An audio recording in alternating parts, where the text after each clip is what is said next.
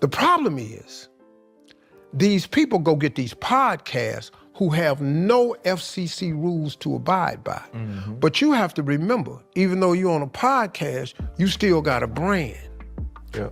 And so you can't say what you want to say and expect to be relevant and not get canceled. I'm cracking this open because it connects to a conversation I literally just had minutes before we started shooting. Wild timing, but forget that. Let's dive right into today's video. So check this out. Shannon Sharpe's year has been nothing short of messy. First, he got slapped with that jaw-dropping $50 million lawsuit, and even though they ended up settling out of court, the damage was already done. Then came the shocking news. Shannon got booted from ESPN. That exit only added more pressure to the firestorm already surrounding him. On top of that, you've got drama bubbling between him and Ray Lewis, once his boy, now dropping slick comments about Shannon that had people talking. The back and forth kept his name buzzing, but not always in the best way. So this morning I stumble on a clip from Poetic Flacco. Shout out to him. His channel's blowing up fast because he's cooking up content nonstop. He dropped a show with the headline, "Steve Harvey just crashed out on Shannon Sharpe badly, laughing my ass off." You already know I had to click that immediately to see what was going on. Now for context, Steve Harvey was actually a guest on Shannon's club Shay Shay a few years back. He wasn't the only big name, but yeah, he pulled up. Then came that legendary Cat Williams interview that blew the internet wide open. What is it now, 70 million views? Maybe more. That one interview turned the whole game upside down. Y'all got a podcast and you're doing it brilliantly. Please don't stop doing the way you do. See, the problem with people is they get something that work and then they want to find something that work better.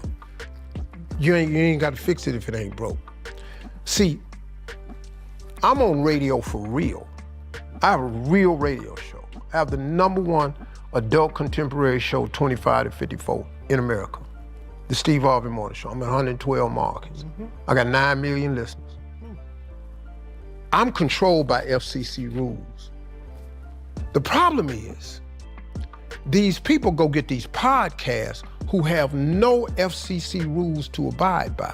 But you have to remember, even though you're on a podcast, you still got a brand. Yeah. And so you can't say what you want to say and expect to be relevant and not get canceled.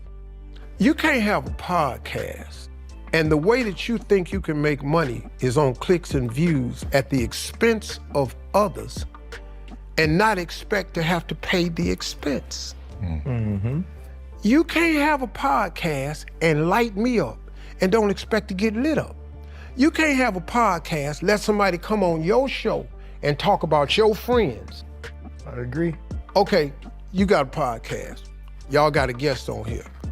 And he starts slamming Fred.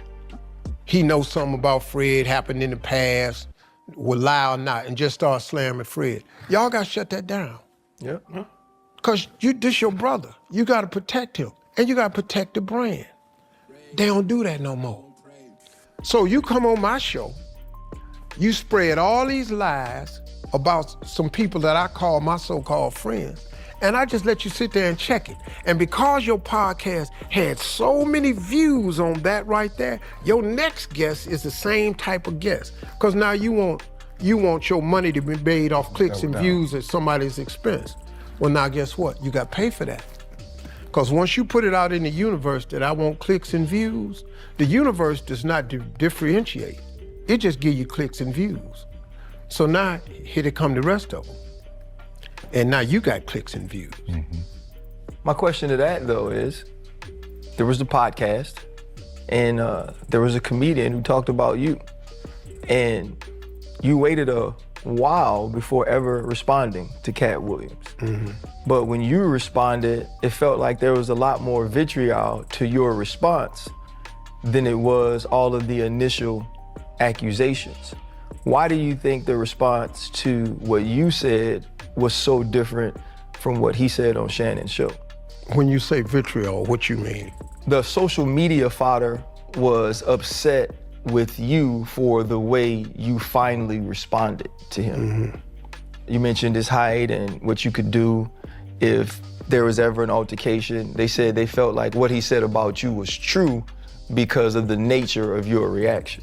Oh, well, see, first of all, I ain't really good at social media, so I didn't even know that was out there. But they can, like, really kiss most of the corners of my ass when you say stuff like that. First of all, man, let me say. Cat didn't hold back either. He was calling out everybody. And one of his biggest targets was Steve Harvey. He went in hard, and social media lit up reacting to every second. Not long after, Monique also pulled up, and if I'm remembering right, she went straight at Steve too. Back then, Steve himself made some responses, though I can't recall the exact words. But you could tell the tension was real. So Poetic Flocka was playing this new interview Steve Harvey did on the Pivot podcast with Ryan Clark and the crew, and the energy was heavy. Steve basically laid it down like this. When you create environments where people constantly trash you, your brand takes a hit, and from there, negative energy follows you everywhere. That was his message loud and clear. And here's the kicker. It sounded like Steve might have been throwing a subtle jab at Shannon Sharpe, pointing out how all this drama he's been wrapped up in could be watering down his image years later. That's a bold thing to say, and you already know people are reading between the lines. So what's my first reaction to all this? Let me keep it real for a second, in defense of Shannon Sharpe. Yeah, I've been tough on him before, but this part can't be ignored.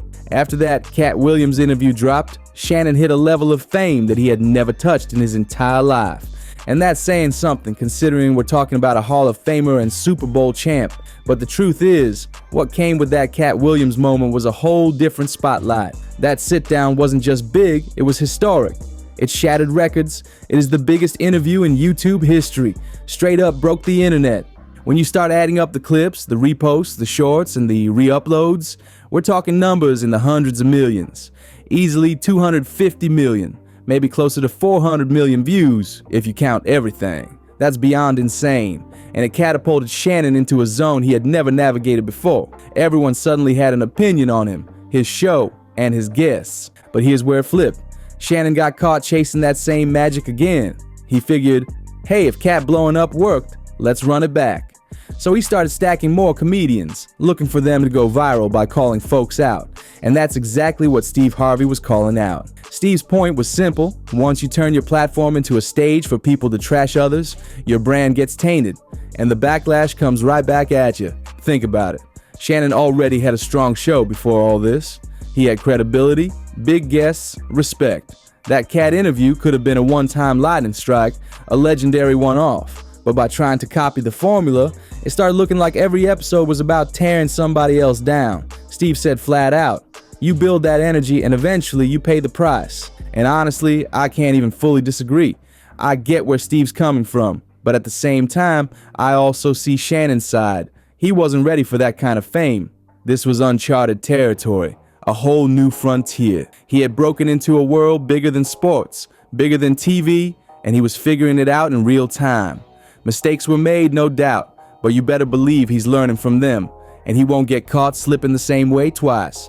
Now here's the thing. Plenty of people were mad at Shannon because they felt like he just sat back and let Cat Williams go off on everybody without checking him. Some said he let the man cook too long, but Shannon would argue the opposite. If he had cut Cat off, we wouldn't have gotten that raw, unfiltered look into what Cat really thinks about all those names he dropped. And that's exactly why the interview went nuclear. But let's clear this up. Steve Harvey isn't coming off bitter here. This man is living good. He's rich, successful, and enjoying life at the top. People with that kind of fortune usually don't sit around holding grudges or crying over old interviews. They just keep stacking wins and moving forward. Still, you can tell this whole thing never fully left his mind, because the moment it got brought up, Steve made sure to speak on it. That says a lot. And to be fair, Steve did drop some solid points. But at the same time, Shannon deserves a little grace too. Let's not forget, this was brand new territory for him. He wasn't used to managing that level of internet fame. Millions of eyes on him every second. Critics popping up left and right. Who on earth is really prepared to handle success on that scale? It's overwhelming no matter who you are. Over time, Shannon started to feel like everybody had something to say about him. Attacks from every direction. One person throwing shade here, another one dragging his name there. It's no wonder he felt cornered. And in that kind of storm, mistakes are bound to happen. But now I want to hear from you. Was Steve Harvey keeping it real, or was he reaching? Drop your thoughts in the comments. Don't forget to hit that like button, smash subscribe, and I'll see you on the next one.